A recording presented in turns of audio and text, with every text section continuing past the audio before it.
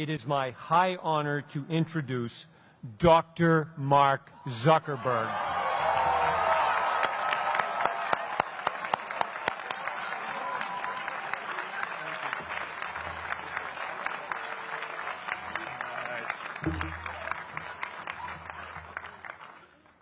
Today, I want to talk about purpose.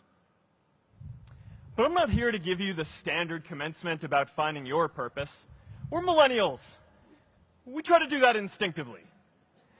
Instead, I'm here to tell you that finding your purpose isn't enough. The challenge for our generation is to create a world where everyone has a sense of purpose. One of my favorite stories is when JFK went to go visit the NASA Space Center, and he saw a janitor holding a broom, and he asked him what he was doing, and the janitor replied, "Mr. President, I'm helping put a man on the moon." Purpose is that feeling that you are a part of something bigger than yourself, that you are needed, and that you have something better ahead to work for. Purpose is what creates true happiness. And you are graduating at a time when this is especially important. When our parents graduated, that sense of purpose reliably came from your job, your church, your community. But today, technology and automation are eliminating many jobs.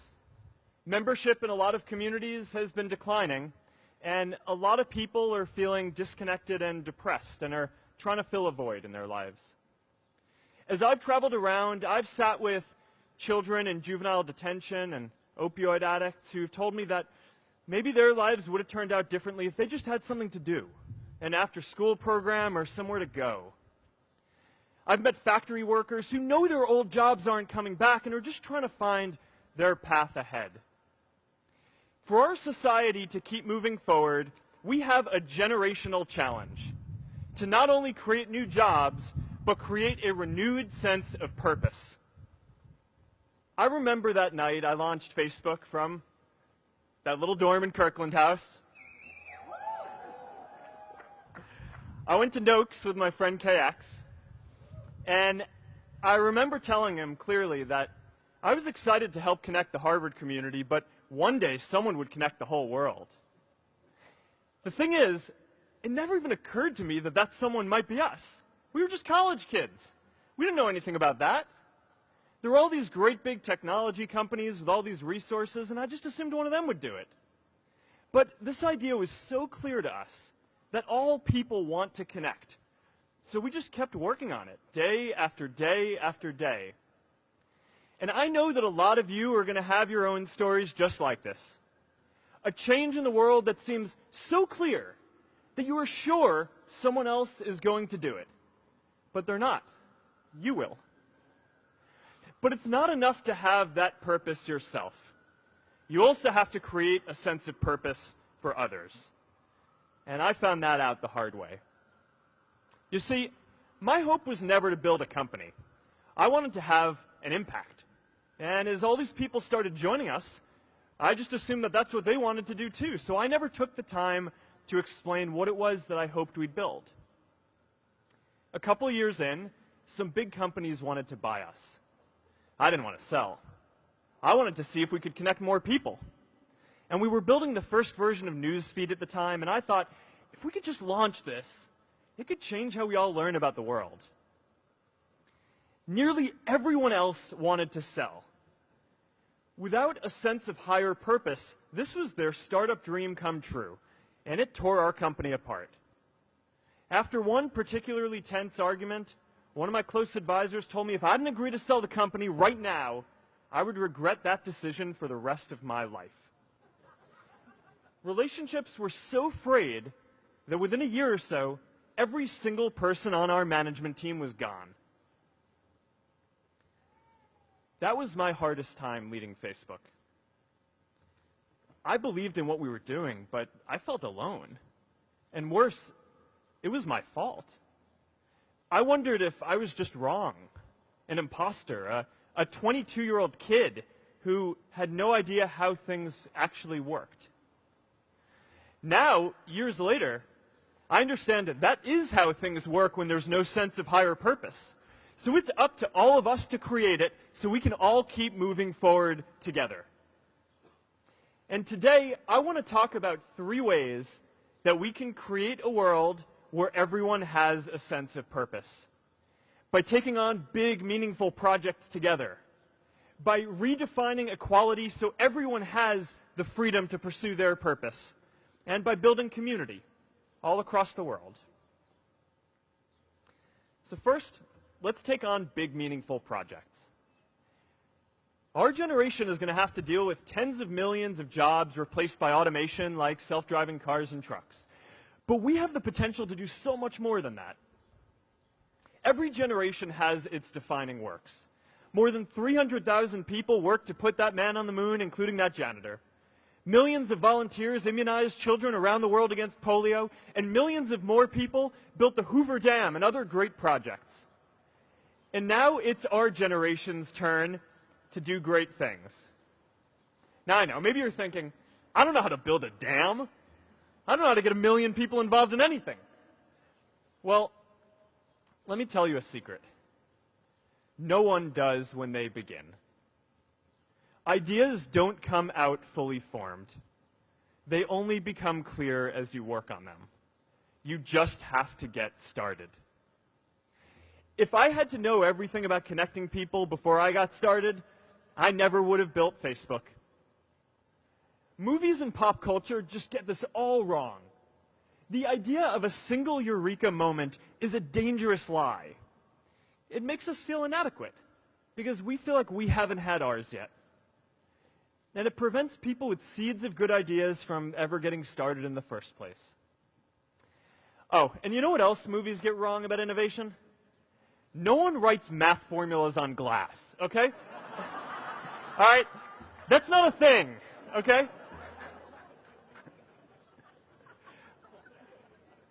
It's really good to be idealistic, but be prepared to be misunderstood. Anyone working on a big vision is going to get called crazy, even if you end up right. Anyone taking on a complex problem is going to get blamed for not fully understanding it, even though it's impossible to know everything up front. Anyone taking initiative will always get criticized for moving too fast because there's always someone who wants to slow you down. In our society, we often don't take on big things because we're so afraid of making mistakes that we ignore all the things wrong today if we do nothing. The reality is, anything we do today is going to have some issues in the future. But that can't stop us from getting started. So what are we waiting for? It is time for our generation-defining great works. How about stopping climate change before we destroy the planet and getting millions of people involved, manufacturing and installing solar panels? How about curing all diseases and getting people involved by asking volunteers to share their health data, track their health data, and share their genomes? You know, today, our society spends more than 50 times as much treating people who are sick as we invest in finding cures so people don't get sick in the first place. It makes no sense. We can fix this. How about modernizing democracy so everyone can vote online? And how about personalizing education so everyone can learn? These achievements are all within our reach. Let's do them all in a way that gives everyone in our society a role. Let's do big things, not just to create progress, but to create purpose.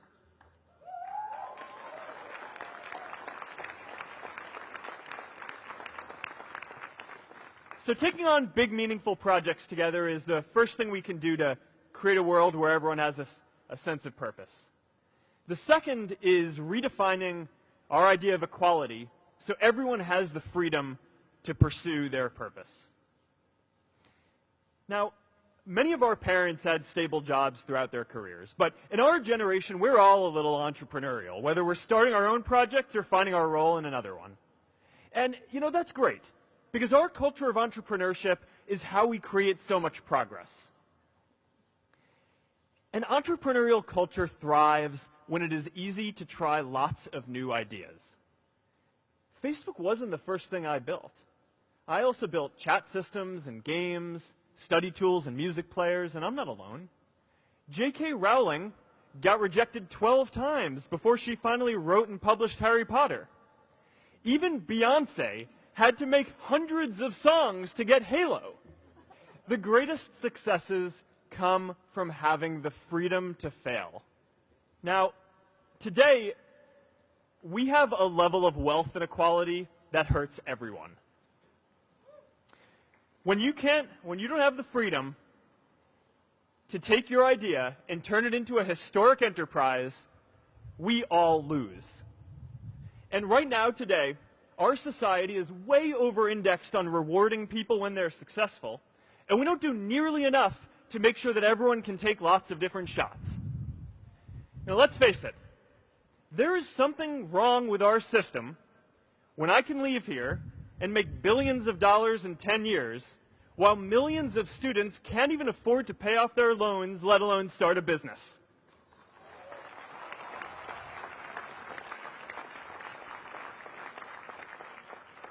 Look, I know a lot of entrepreneurs, and I don't know a single person who gave up on starting a business because they were worried they might not make enough money. But I know too many people who haven't had the chance to pursue their dreams because they didn't have a cushion to fall back on if they failed. We all know you don't get successful just by having a good idea or working hard. You get successful by being lucky too. If I had to support my family growing up instead of having the time to learn how to code, if I didn't know that I was going to be fine if Facebook didn't work out, then I wouldn't be standing up here today. And if we're honest, we all know how much luck we've had to get to this point in our lives. Every generation expands its definition of equality. Previous generations fought for the vote and civil rights. They had the New Deal and Great Society. And now it's time for our generation to define a new social contract. We should have a society that measures progress not just by economic metrics like GDP, but by how many of us have a role we find meaningful. We should explore ideas like universal basic income to make sure that everyone has a cushion to try new ideas. We're all going to change jobs and roles many times, so we need affordable childcare to get to work and health care that's not tied to just one employer. And we're all going to make mistakes. So we need a society that's less focused on locking us up and stigmatizing us when we do. And as our technology keeps on evolving, we need a society that is more focused on providing continuous education through our lives.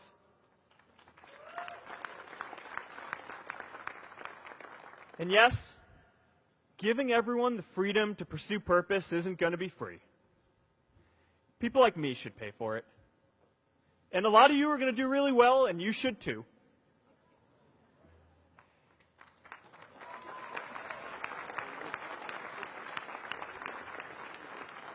That is why Priscilla and I started the Chan Zuckerberg Initiative and committed our wealth to promoting equal opportunity. These are the values of our whole generation. It was never a question of if we were going to do this. The only question was when.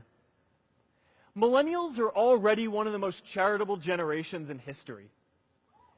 In just 1 year, more than 3 in 4 U.S. millennials donated to charity, and more than 7 in 10 raised money for another one. But it's not just about giving money. You can also give time.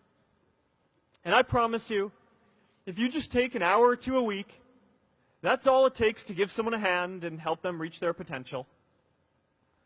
Now, maybe you're thinking, that's a lot of time. I'm not sure if I have that much time. I used to think that. You know, when Priscilla graduated from Harvard, she became a teacher. And before she'd do education work with me, she told me that I needed to get my own experience teaching a class. At first I complained. I said, you know, I'm kind of busy. I'm running this company. But she insisted. So I taught an after-school program at the local Boys and Girls Club on entrepreneurship. I taught those kids lessons on product development and marketing, and they taught me what it was like growing up feeling targeted for your race, and what it's like having a family member in prison. I shared stories of my time in school, and they shared their hope that one day they would get to go to college too. For 5 years, I've had dinner with those students every month. One of them even threw Priscilla and me our first baby shower. And next year, they're going to college. Every one of them, first generation in their families. We can all make time to give someone a hand. Let's give everyone the freedom to pursue purpose, not just because it's the right thing to do, but because when more people can turn their dreams into something great, we are all better for it.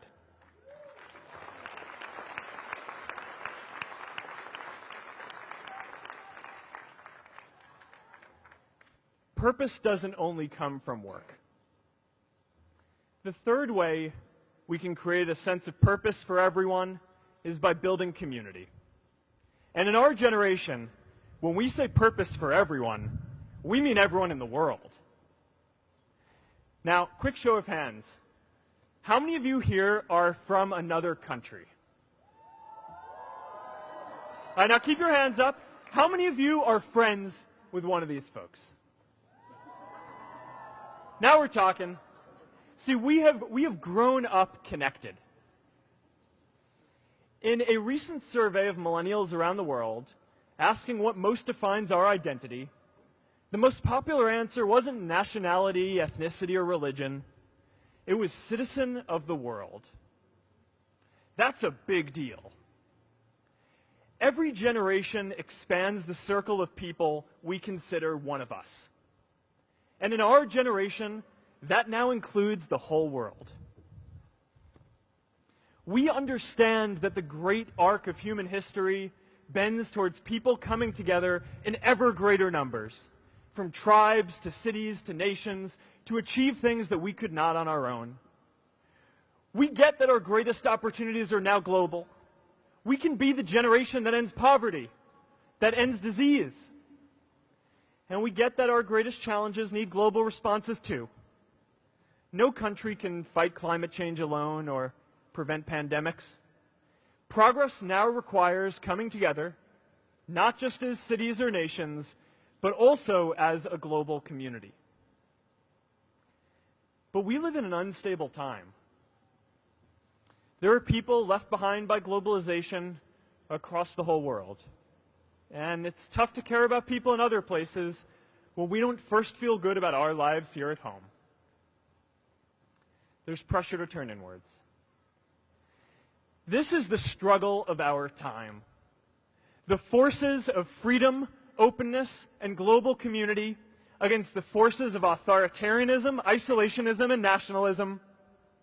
Forces for the flow of knowledge, trade, and immigration against those who would slow them down.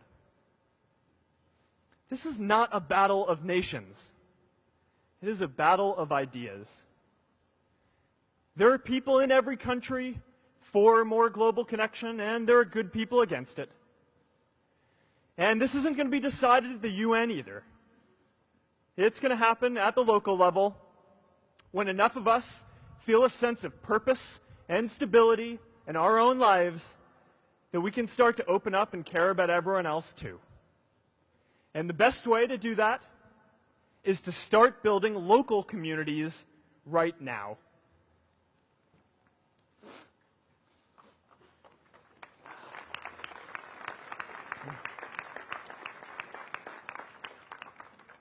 We all get a lot of meaning from our communities. Who here's from Elliott House? How about Lowell? I know you guys found community because you literally live right on top of each other. And Mather? I'll just leave that there. Whether our communities are houses or sports teams, churches or a cappella groups, they give us that sense that we are a part of something bigger, that we are not alone. They give us the strength to expand our horizons. And that's why it's so striking that over the past few decades, membership in all kinds of communities has declined by as much as 1/4. That's a lot of people who now need to find a sense of purpose somewhere else. But I know that we can rebuild these communities and start new ones because many of you already are. I met Agnes Segoye, who's graduating today. Agnes, where are you?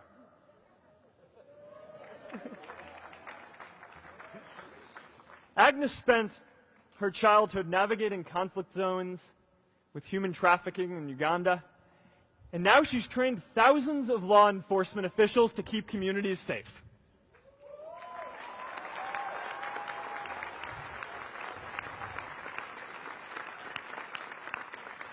I met Kayla Oakley and Neha Jain, who are graduating today too. Stand up, guys.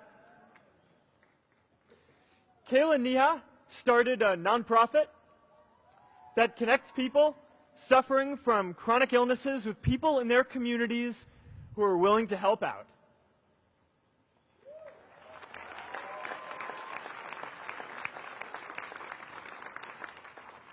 And I met David Razu Aznar, who's graduating from the Kennedy School today. David, stand up. David is a former city councilor who fought to make Mexico City the first Latin American city to pass marriage equality, even before San Francisco.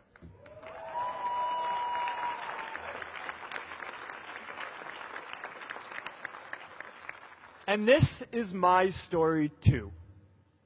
A student in a dorm, connecting one community at a time, and keeping at it until one day we can connect the whole world. Change starts local. Even global change starts small with people like us. In our generation, the struggle of whether we connect more, whether we achieve our greatest opportunities, comes down to this: your ability to build communities and create a world where every single person has a sense of purpose.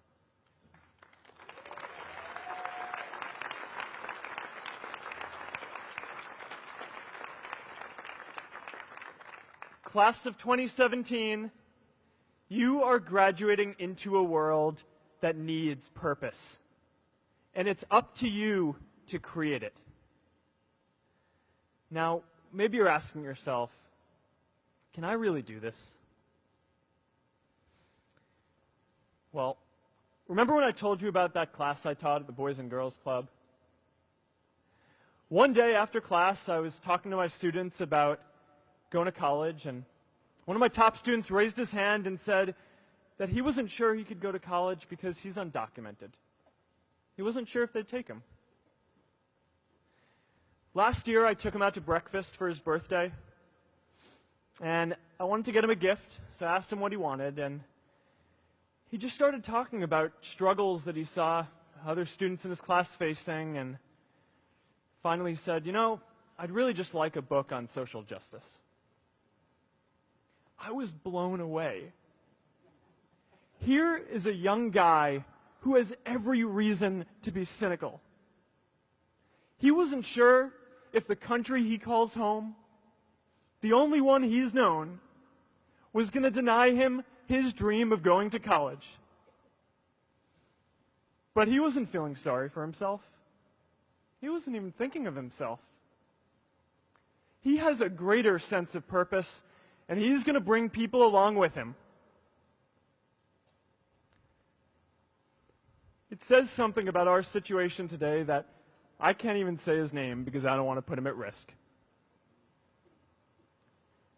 But if a high school senior who doesn't know what the future holds for him can do his part to move the world forward, then we owe it to the world to do our part too.